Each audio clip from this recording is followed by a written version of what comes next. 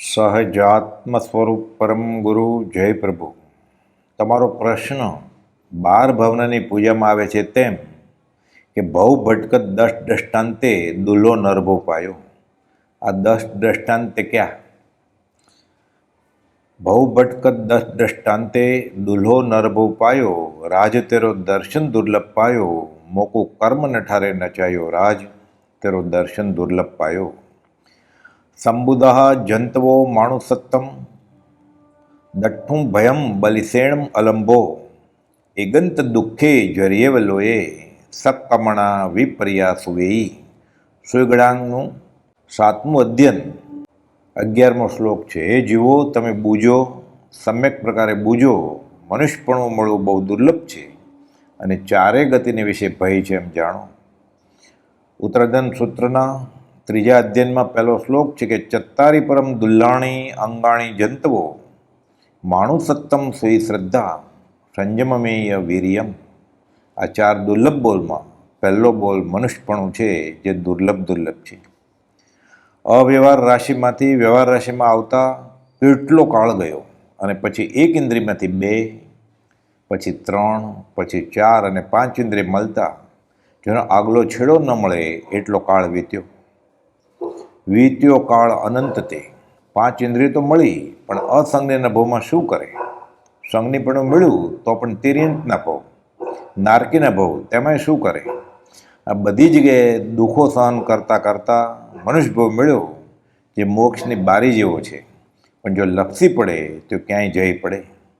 આ 10 દ્રષ્ટાંત બહુ પુણ્ય કર્યા પુણ્યથી શુભ દેહ માનવનો મળ્યો. આ 10 દ્રષ્ટાંત દુર્લભ એવો. ફરી મળવો નથી માનવનો અવતાર. કાળી ચૌદશને રવિવાર આવે કોઈક વાર, એ તો ક્વચિત આવે, પણ આ મનુષ્ય દેહ ફરી ક્યારે મળે? પહેલો દાખલો ધાન્યનો દાખલો. 3 વર્ષનો દુકાળ અને બાદ વર્ષા થઈ, મબલક પાક. રાજાના હુકમ પ્રમાણે ગામને પાદરે એક મોટો ઢગલો કરી બધાએ પોતાનું ઉગેલ ધાન્ય તેમાં જમા કર્યું. 1 ખોબો રાય તેમાં ભેળવવામાં આવી. હવે 100 વર્ષની વૃદ્ધાને, જેને આંખે ઝાકપ, તેને કહેવામાં આવ્યું કે રાયના બધા દાણા અલગ કરી આપો. થાય? કદાચ થાય. અને આજે તો કોમ્પ્યુટરથી સોર્ટિંગ કરે અને કદાચ બને, પણ મનુષ્ય ભવ ક્યાંથી? બીજો દાખલો, કાચબો પૂનમને દિને તળાવમાં બહાર ફરવા નીકળ્યો. સપાટીએ આવ્યો, 1 હાથ દૂર એક તાડગોળો પડ્યો. શેવાળ ખસી ડોક લાંબી કરી જોયું તો આકાશમાં પ્રકાશ અને ચંદ્રના દર્શન થાય છે. આ આશ્ચર્યયુક્ત ગોળો સગાવાલાને બોલાવવા ગયો. શેવાળ ફરી જામી ગયું. હવે ફરી આવે યોગ બને, પોતે બહાર આવે, તાડગોળો પડે અને શેવાળ ખસે અને પૂનમ હોય અને સાથે ચંદ્ર જણાય. આવું ક્યારે બને? કદાચ બને, પણ મનુષ્ય ભવ ક્યાં? ત્રીજો દાખલો, ધૂંસરી અને ખિલ્લી મહાભિરમણ સમુદ્રમાં. અસંખ્યાત જોજનનું માપ વધતા માપે આ તો છેલ્લો અસંખ્યાત દ્વીપ સમુદ્ર આવ્યા બાદ તેના એક પૂર્વ છેડે ધૂસરી અને બીજા પશ્ચિમે ખિલ્લી તરતી મૂકી. એ બંને તરતા મળે અને પરોવાઈ જાય તે ક્યારે બને? કદાચ બને, પણ મનુષ્ય ભવ ક્યાંથી? ચોથો દાખલો રાધા વેદનો. નીચે પાણીમાં જોઈ ઉપર ચક્રને છેવાડે પૂતળી ગોળ ફરે. નિશાન તાકી તેની ડાબી આંખ વિંધવાની. પોતે તો મોટા થાળમાં પાણીમાં ઊભો છે, નીચે જુએ છે. ફક્ત પ્રતિબિંબ જોઈને નિશાન તાકવાનું ઉપર. કેમ બને? કદાચ બને, પણ મનુષ્ય ભવ ક્યાં? 5મું, બ્રહ્મદત્ત ચક્રવર્તીને ઘેર બ્રાહ્મણ પરિવારને ભોજન. નાનપણનો મિત્ર આ બ્રાહ્મણ તે રાજાનો પરાણો બન્યો. ખાધું પીધું પછી 6 ખંડમાં ઘરે ફરે, પણ ફરી એવું તે ભોજન ક્યાં મળે? કદાચ મળે, પણ મનુષ્ય ભવ ક્યાં? 6ઠું, પાસા અને જોગટું. ચંદ્રગુપ્ત મૌર્યના ચાણક્ય મંત્રી દેવતાઈ પાસાના ધણી ઢંઢેરો પીટાયો કે જોગટું રમતા પોતે જીતે તો ફક્ત 1 સોનામુર લેવી અને સામેવાળો જીતે તો 100 સોનામુર લઈ જાય. તિજોરી ભરાઈ ગઈ, જીતતા જ ગયા. એ દેવતાઈ પાસાની સામે કોણ કુશળ જુગારી જીતે? કદાચ જીતે, પણ મનુષ્ય ભવ ક્યાંથી? 7મું, દ્યુત દીકરાને રાજ જોઈએ છે. રાજનો કુળ પરંપરાનો નિયમ કે જે 108 સ્તંભ, એક સ્તંભ 108 પાસાવાળા, બધા એક પછી એક જીતે તેને રાજ મળે. બાપ દીકરો રમવા બેઠા, 108 સ્તંભ, એક સ્તંભમાં 108 પાસા, એક પાસું જીતવા 108 વાર સળંગ જીતવું, એમ સતત વિજયી બને તો રાજ મળે. કોણ જીતે? કદાચ એ રીતે જીતવું બને, પણ મનુષ્ય ભવ ક્યાં? 8મું સ્વપ્ન. એક રાજપુત્ર દેશ નિકાલ થયો. ભૂખ્યો ભૂખ્યો કોઈ ધર્મશાળામાં છાશ પીને રાત્રે સૂઈ ગયો. સ્વપ્નમાં ચંદ્ર પીધો. સંન્યાસી બાવાના શિષ્યને સપનું આવ્યું, તેને પણ સપનામાં ચંદ્ર આવે છે. ફળાદેશ પૂછતા ગુરુ સંન્યાસી બાવાજી બોલ્યા, તને આજે ઘી સાકરનો લાડવો ભિક્ષામાં મળશે. આ રાજપુત્ર તો નિમિત્યા પાસે જાય છે. પહેલાં નિમિત્યો પોતાની પુત્રી પરણાવે છે, અને પુત્રી પરણાવી ત્યારબાદ કહે છે કે તને ગણ્યા દિવસમાં આ રાજ્યની રાજગદી મળશે. 7 દિવસમાં એ પરગણાનો રાજા મૃત્યુ પામ્યો. રાજા નિર્વંશ તે કોને ગાદી આપી? પરંપરા પ્રમાણે હસ્તી કળશ ઢોળવા હાથણીને શણગારી અને બધી ફેરવી. કળશ ઢોળાયો આ દેશ નિકાલ થયેલ રાજપુત્ર પર. પોતે રાજા બન્યો. સંન્યાસીનો શિષ્ય રોજ છાશ પીવે, પણ સપનમાં ચંદ્ર ક્યાંથી? કદાચ આવે તો રાજ ક્યાંથી? નસીબમાં જ દિવેલા એટલે એરંડિયું, તો ઘીયાશા ખાવા, ઘી ક્યાંથી મળે? કદાચ તે પણ બને, પણ મનુષ્ય ભવ ક્યાં? 9મું માણેક સ્તંભનું ચૂર્ણ કરવું. માણેક સ્તંભનું ચૂર્ણ કરી પવનનો સોસવાટો કે મેરુ શિખરે ચડી તે ઉડાડવાનું દશે દિશામાં. મેંદા જેવો પાવડર દશે દિશામાં ઉડી ગયો. હવે બધું ચૂર્ણ ભેગું કરવાનું. ભેગું કરવાનું બને જ કઈ રીતે? કદાચ બને, પણ મનુષ્ય ભવ ક્યાં? 10મું વણિક પુત્ર. બુદ્ધિ ઓછી, બાપ કમાઈ ઉપર જીવે.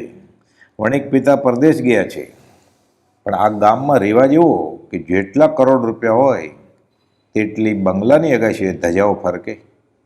આ અબૂજ છોકરો તિજોરી ખોલી બધા રત્નો સસ્તા ભાવે વેચી નાખે છે. કરોડો ભેગા કર્યા, અગાશીએ જેટલા કરોડો થયા એટલી ધજા ફરકાવી રાજી થયો. પિતા પરદેશથી પાછા ફર્યા. ખબર પડી કે છોકરો કાંઈ કમાયો નથી, ઘરના રત્નો વેચી અને ધજાઓ ફરકાવી છે.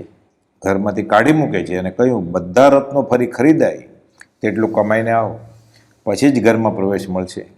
જાઓ, ફરી ભેગા કર બધા રત્નો. થાય?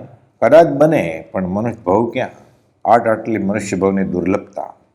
અનંતકાળનું ભવ ભ્રમણ અને 84 લાખ જ યોની. અનંતકાળ ભેગ્યા 84, જવાબ અનંત જ આવવાનો. અનંતકાળે ફરી મનુષ્ય દેહ મળે તો.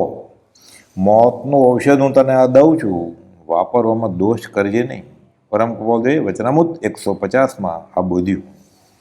આ જે પડે તું મારી કથા મનન કરે છે તે જ તારું આયુષ્ય સમજી સદવૃત્તિમાં દોરાજે. વચનામૃત 2 પુષ્પમાળાનો 82મો બોલ. પૂજ્ય બ્રહ્મચારીજી પ્રજ્ઞાબોધમાં લખે છે, બહુ પુણ્ય પૂજ્યથી માનવ કાય પમાઈજો, દુઃખ દરિયો તરવારે નૌકા તે ગણો રેલો. અનિયત કાળે અચાનક તૂટી જાય જો, તે પહેલાં ચેતી લ્યો કાળ હજી ઘણો રેલો. મહાત્મા શંકરાચાર્યજી મોહ મુદ્ગરમાં કહે છે, ભજ ગોવિંદમ ગોવિંદમ ભજ મૂઢ મતે, સંપ્રાપ્તે સન્નિહિતે કાલે નહીં રક્ષતી ડુકુદ્ર કરણે.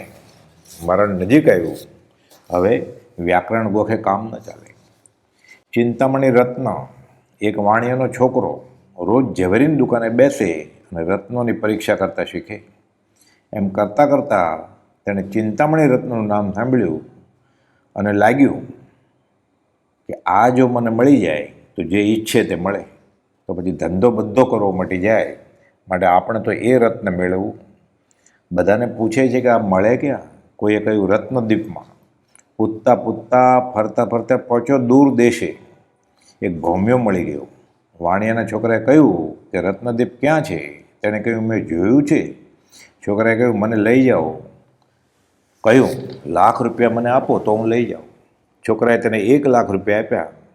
પછી રત્નદ્વીપે પહોંચ્યો અને પૂછ્યું કે અહીં ચિંતામણી રત્ન ક્યાં મળે છે? લોકોએ કહ્યું કે અહીં કંઈ રત્નો રસ્તામાં પડ્યા નથી, રખડતા નથી. એક પહાડ ઉપર દેવી છે, તેની ઉપાસના કરો તો મળે. પહાડ ઉપર ચડ્યો. ખાધા પીધા વગર 20 દિવસ સુધી રહ્યો. 21મા દિવસે દેવી પ્રસન્ન થઈ અને કહ્યું કે માગ માગ. માગ્યું આ રત્ન, ચિંતામણી રત્ન. કહે છે તારા ભાગ્યમાં નથી. તેણે કહ્યું મારા ભાગ્યમાં નથી એટલું જ સાંભળવા હું કંઈ આવ્યો નથી. ત્યારે દેવીએ લે આ રત્ન કહીને આપી દીધું. છોકરો રત્ન લઈને નીચે આવ્યો અને પારણું કર્યું. માગ્યું તે પ્રમાણે થયું ખરું. પછી તે નાવમાં બેસી ઘર તરફ રવાના થયો. શરદ પૂર્ણિમાની રાત. રસ્તામાં પાણીમાં ચંદ્ર ચળકતો દેખાય. તે જોઈને તેને થયું આ ચંદ્ર તો બહુ ચળકે છે, મારી પાસે તો ચિંતામણી રત્ન છે, તે પણ બહુ ચળકતું જ હશે. એમ હાથમાં લઈને સરખામણી કરતા તે પડી ગયું પાણીમાં. એવો આ મનુષ્ય ભાવ ચિંતામણી જેવો છે. તે આય સારું ને આય સારું એમ કરે તો પડી જાય. પરમાત્માથી મળેલું પણ બધું ખોવાઈ જાય. શું કર્યું આજ સુધી? ભરે પેટ તે કાક કીડા પ્રમાણે. વસ્તી, ઘર, બંગલા, ખાધું પીધું, 5 ઇન્દ્રિયોના વિષયમાં અને કષયમાં પરિગ્રહના પાશમાં જીવ પડ્યો રહે છે. પણ કરજ બિરાના કાટકે ખર્ચ કિયા બહુ દામ. જપ મુદત પૂરી હુએ દેના પડશે દામ. એક ભવના થોડા સુખને માટે જીવ અનંત ભવનું અનંત દુઃખ વધારે છે. ચક્રવર્તીની સમસ્ત સંપત્તિ કરતાં પણ જેનો એક સમય માત્ર પણ વિશેષ મૂલ્યવાન છે એવો આ મનુષ્ય દેહ અને પરમાર્થને અનુકૂળ એવા યોગો સંપ્રાપ્ત થયા છતાં જો જન્મ મરણથી રહિત એવા પરમપદનું ધ્યાન રહ્યું નહીં તો મનુષ્યત્વને અધિષ્ઠિત એવા આત્માને અનંતવાર ધિક્કારો. ચિંતિત જેનાથી પ્રાપ્ત થાય તે મણીને ચિંતામણી કહ્યો છે. આ એ જ મનુષ્ય દેહ છે કે જે દેહમાં, જે યોગમાં આત્યંતિક એવા સર્વ દુઃખના ક્ષયની ચિંતિતા ધારી તો પાર પડે છે. મનુષ્ય દેહ સિવાય કોઈ પણ અન્ય દેહમાં પૂર્ણ સદવિવેકનો ઉદય થતો નથી અને મોક્ષના રાજમાર્ગમાં પ્રવેશ પણ થઈ શકતો નથી. એથી મળેલો એ બહુ દુર્લભ માનવ દેહ સફળ કરી લેવો અવશ્યનો છે. કેટલાક મૂર્ખા દુરાચારમાં, અજ્ઞાનમાં, વિષયમાં અને અનેક પ્રકારના મદમાં આ મળેલો માનવ દેહ વૃથા ગુમાવે છે. અમૂલ્ય કૌસ્તુભ હારી બેસે છે. એ નામના માનવ ગણાય, બાકી તો વાનરરૂપ જ છે. મોતની પળ નિશ્ચય આપણે જાણી શકતા નથી. માટે જેમ બને તેમ ધર્મમાં ત્વરાથી સાવધાન થવું. આ મુજબ મોક્ષમાળા શિક્ષાપાઠ 4 માનવ દેહમાં કૃપાદેવ બોધ્યું છે. પળ એ અમૂલ્ય ચીજ છે. ચક્રવર્તી પણ એક પળ પામમાં આખી રિદ્ધિ આપે તો પણ તે પામનાર નથી. એક પળ વ્યર્થ ખોવાથી એક ભવ હારી જવા જેવું છે એમ તત્વની દૃષ્ટિએ સિદ્ધ છે. એમ કૃપાદેવે શિક્ષાપાઠ 50 મોક્ષમાળામાં પ્રમાદના પાઠમાં લખ્યું છે. અવસર વીત્યો જાત હે અપને હાથ કછું હોત, પુણ્ય છતાં પૂર્ણ હોત હે દીપક દીપક જ્યોત. અવસર પામી આળસ કરશે તે મૂરખમાં પહેલો જી, સહજાત્મ સ્વરૂપ પરમ ગુરુ.